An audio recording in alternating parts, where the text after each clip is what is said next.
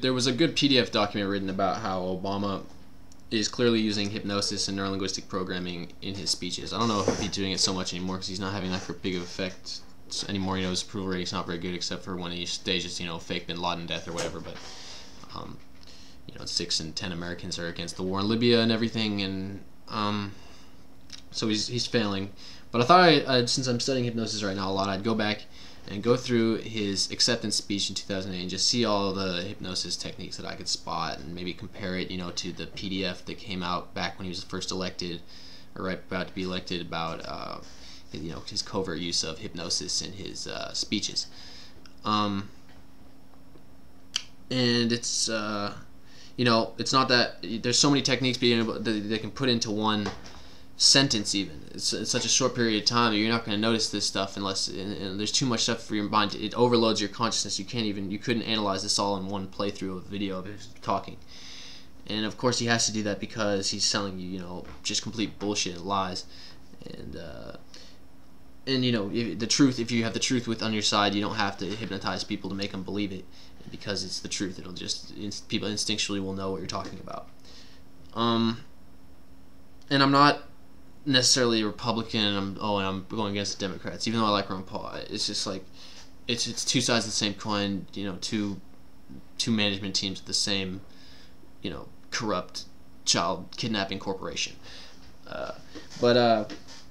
Anyways, so Obama, he uses a lot of hypnosis in this speech, and I had to stop, just take a break after analyzing just up to the first sentence. Before he even starts his real speech, he's using clearly a hypnotic anchor. What he does is he says thank you first of all 30 times. He says thank you, thank you, thank you so much, thank you, but much bigger pauses big pauses. That's part of it that we'll get into later. But he says thank you about 30 times, and then the camera goes off him around 2 minutes or 1 minute and 55 seconds into the video or something. The camera moves away from him so that you can barely see him, and he turns to the left side of the crowd. Camera, the right side of the screen when you're looking at it. Turns to the left, scratches his face, and then he says two. And then the whole crowd starts chanting, "Yes, we can." So he goes from thank you, thank you, thank you, thank you, thank you so much, and then he looks to the left, scratches his face, two, and then everybody starts chanting, "Yes, we can." So what we probably have going on here is he's using what they call in hypnosis and NLP an anchor, a trigger, an anchor. He's creating an association like Pavlov's dogs, with the bell and the ringing a bell every time he fed the dogs, and then after a while he could just ring the bell and the dogs would salivate.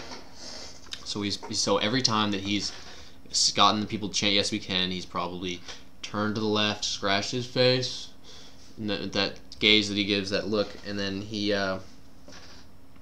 and that's building that association, so that all he has to do now is fire that trigger, and the crowd starts chanting "Yes, we can."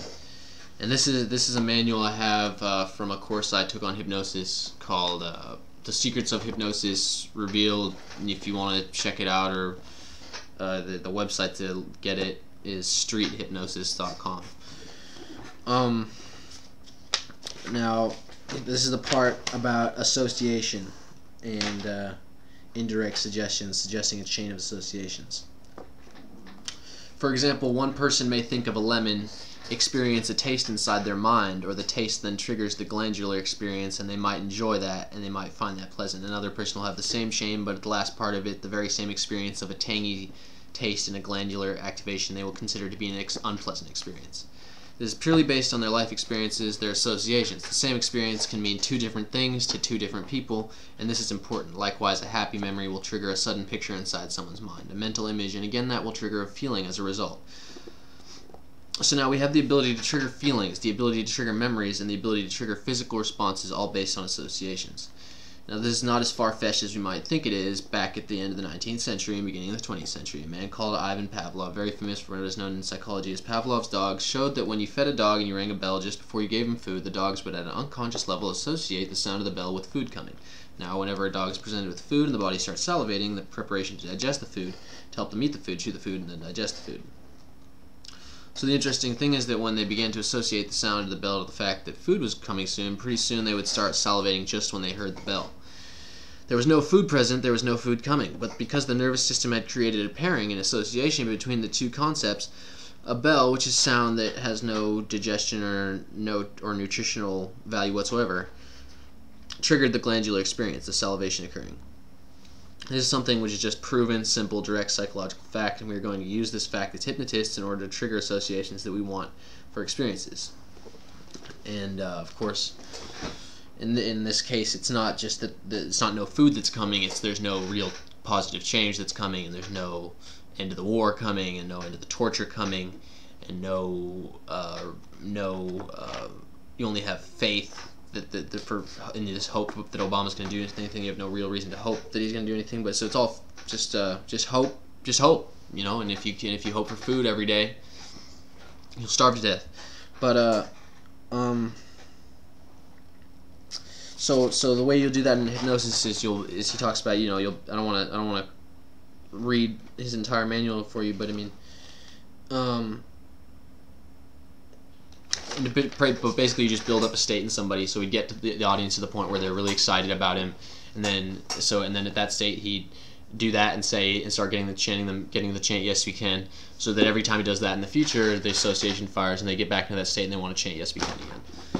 That's what my point is with that, and that's really before the speech even starts at all. We're now at 5 minutes and 30 seconds into the video, and he starts using temporal predicates. Let's listen.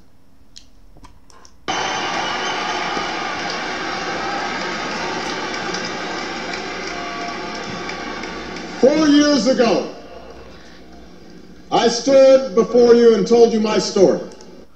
4 years ago, he stood before us and told us his story. Isn't that amazing? Now, this is from Transformation, Richard Bandler's Guide to Transformation, co-creator of NLP. One of the best hypnotists on earth. He's talking about temporal predicates. Temporal predicates. For my part, I find temporal predicates, words that refer to time and its passage, incredibly powerful. I use temporal predicates as linkage. When you sit here breathing in and out, then you will relax, and as you think about this for the last time, but there are many more ways temporal language can be used. Inducing confusion increases suggestibility. For example, before you stop yourself from preventing the idea that you don't know what's coming later, it'll be here. But before we start to continue with what isn't important about what you don't know, you'll find that you've just begun to go backwards, because the past is just a future moving by now. This passage demonstrates how language patterns can be layered. Aside from the temporal predicates, that last sentence is stacked with ambiguities, words and phrases that could have more than one meaning, leaving the unconscious room to explore alternatives that have not been explicitly stated. Which would be exactly what I was talking about earlier when he says to, which the unconscious meaning for the audience was to. That moves us to yes we can, yes we can. So he says, another reason I regard temporal predicates as particularly important is to make clear the very important distinction between the past and the future. The best thing about the past is that it's over. When people don't deal with the past as if it's over, then they're not free to go into the future. That's why I particularly love the ambiguity that the past is just a future moving by now. I suggest that you reread that sentence very carefully to find out for yourself how many meanings it contains. For example, the past is just a future moving by now. It's like moving by you. Or it's the past is just a future moving by now. Like by now it's already happened. There's all these kinds of different meanings in these things. Let's continue with what he's saying. So play it back.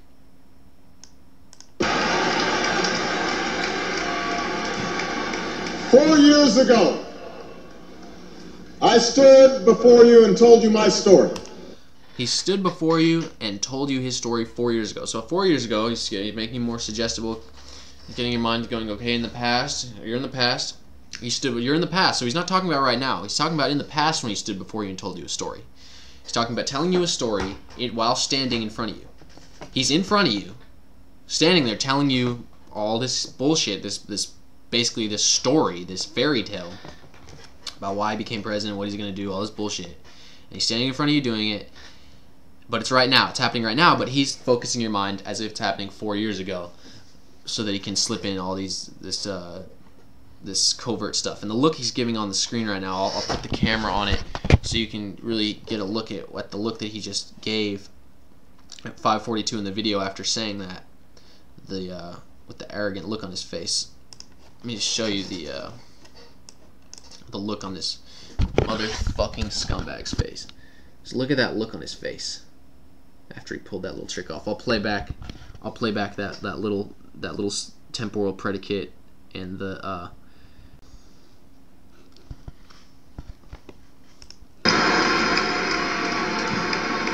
4 years ago, I stood before you and told you my story of the brief union of, or well known, but shared a belief that in America their son could achieve whatever he put his mind to.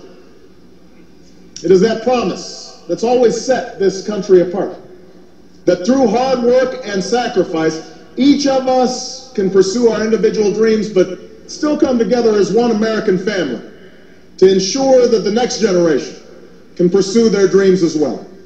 This is just a bunch of emotional language to build up that state that he wants to build up in people, as he's been doing the whole campaign to get elected. That's why I stand here tonight. I stand here tonight. He's pacing and leading. That's why I stand here tonight. Because for 232... So he says, that's why I stand here tonight. This in NLP, or Hypnosis, is pacing and leading, or a yes set. Pacing current experience, the process is you feed back to the listener truisms about his or her ongoing experience.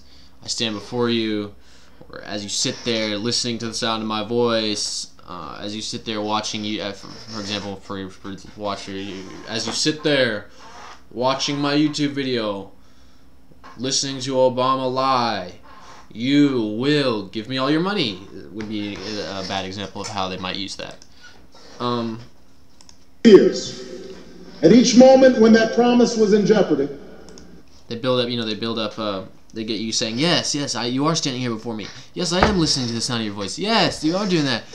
Yes, I do support the war in Libya, or whatever the new thing they want to sell you is at the end. And then you're just like, wait a second, or you don't, and then he moves quick to Mr. X to the next topic, and then it's just, and your conscious mind never even really analyzes it. Ordinary men and women, students and soldiers, farmers and teachers, nurses and janitors, found the courage. So he's talking to everybody. It's like cold reading almost. To keep it alive. We meet at one of those defining moments.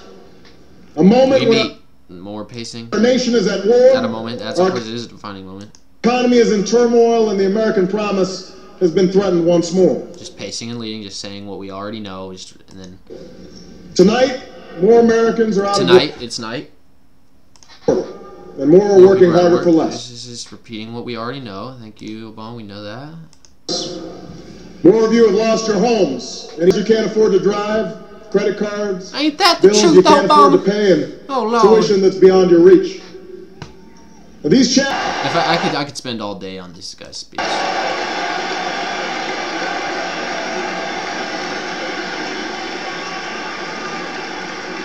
America, we are better than these last 8 years.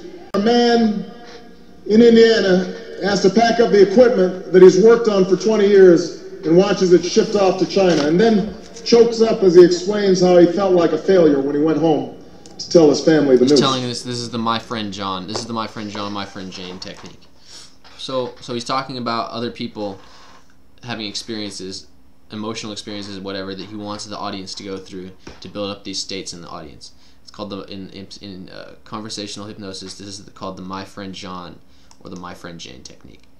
In this one, you basically use all the same descriptions about hypnosis and what it feels like to go into trance, etc. But instead of talking to the other person, in this case Obama's audience and supporters, you just describe to them the experience that your friend John or Jane had when he or she went to see a hypnotist, or in this case, whatever Obama is saying about these people. or when he or she was hypnotized with someone. In that way, you create this weird sort of double reality where you're talking about an experience someone else had, but because you have biofeedback, it is actually reinforcing whatever your client at the time is actually giving you in signals. They know that you are actually talking about them at some level, and